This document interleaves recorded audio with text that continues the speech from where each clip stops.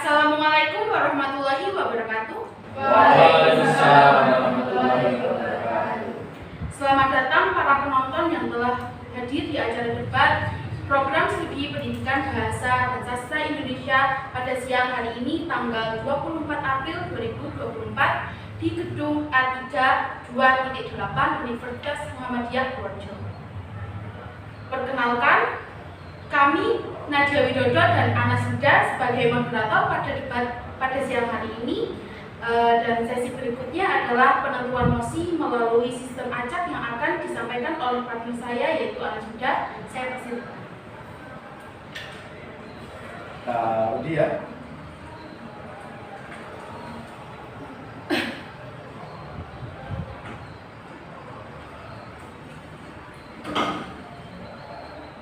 Ya, untuk mosi yang akan dibahas pada debat kali ini adalah bahwa pendidikan seks harus menjadi bagian integral dari kurikulum sekolah.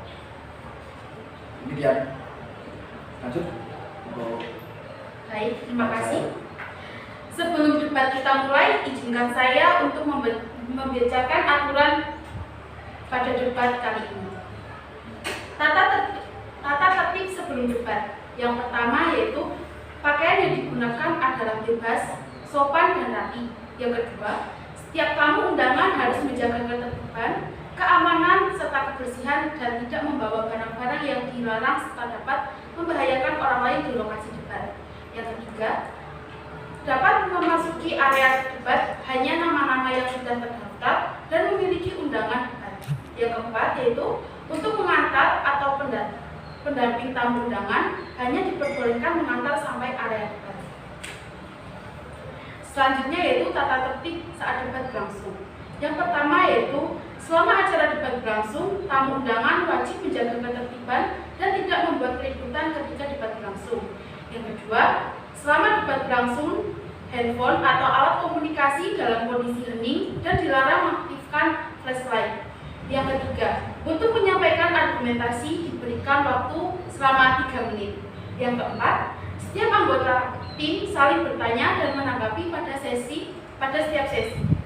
Yang kelima, seluruh peserta debat kandidat yang dianggap membuat kerusuhan dan sejenisnya, maka moderator berhak untuk mengeluarkannya dari ruang debat yang sedang berlangsung. Yang keenam, dilarang membawa senjata tajam. Yang ketujuh, seluruh kandidat debat harus mematuhi peraturan yang tercantum dalam peraturan ini.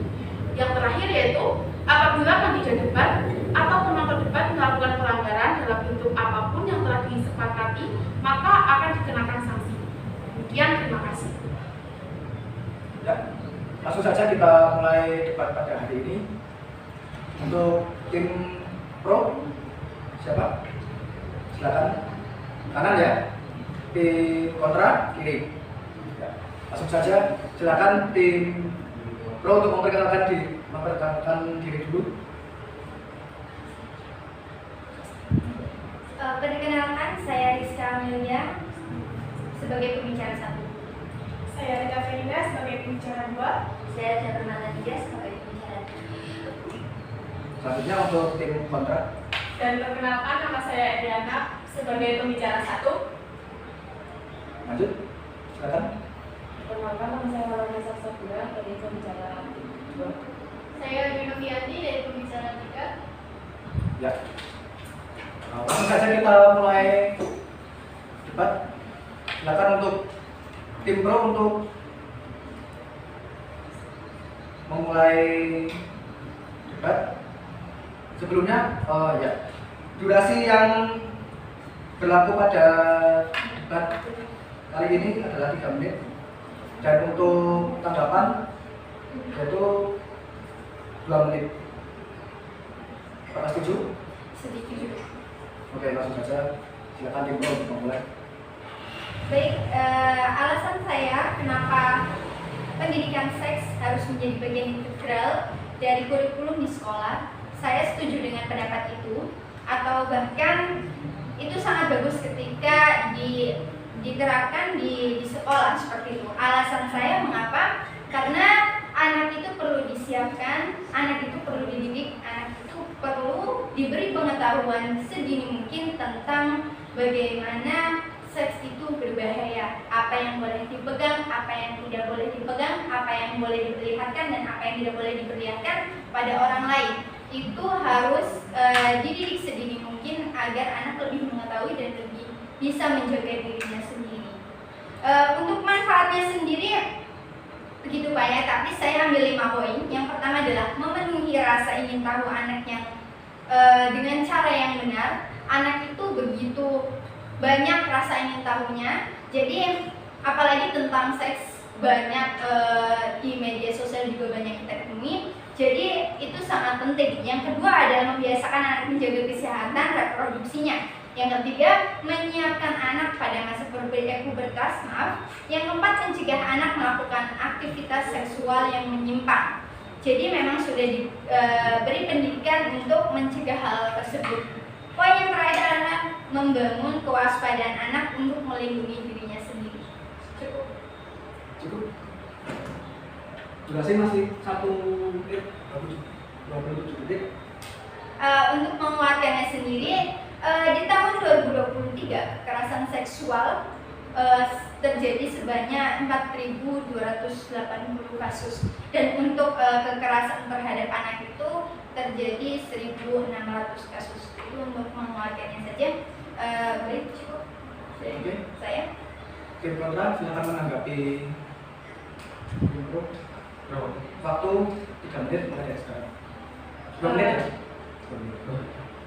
Izin menanggapi dari tim. Nah, baik, Lanjut. izin menanggapi dari tim kontra. Yang pertama itu ada kemungkinan informasi yang diterima tidak seperti yang diharapkan. Akhirnya pemahaman menuju ke arah yang salah. Yang kedua, jika tidak diarahkan ke yang benar, pendidikan seks di sekolah dapat menjadi bahan ejekan dan menjadi suatu ke arah yang selalu mengalih perhatian seluruh kelas pada pembelajaran. Selanjutnya, sebagai guru yang diberi tugas tidak ahli dalam menjelaskan seks itu sendiri. Hal ini lebih berbahaya sebab kemungkinan informasi yang salah tersebut mendorong anak untuk bereksperimen dengan seks. Untuk selanjutnya, dengan memberikan pendidikan seks pada anak akan membuat anak merasa tertarik untuk melakukan kegiatan itu padahal mereka belum pantas melakukannya. Dan untuk yang terakhir, pendidikan seks di sekolah kemungkinan bertentangan dengan ideologi agamaan yang juga diaduk di rumah anak. Itu menyebabkan perbedaan masalah mendasar ketika anak di rumah dan di sekolah, sementara seharusnya di sekolah adalah rumah kedua mereka. Cukup. Masih ada waktu? Silakan untuk menambahkan, masih ada waktu? Apa cukup? Cukup. Selanjutnya silakan untuk intro untuk menanggapi 2 menit. Silakan untuk menanggapi dari pernyataan Mbak Eriana. Dari intro ya. Menurut saya pendidikan seks itu harus diterapkan di sekolah karena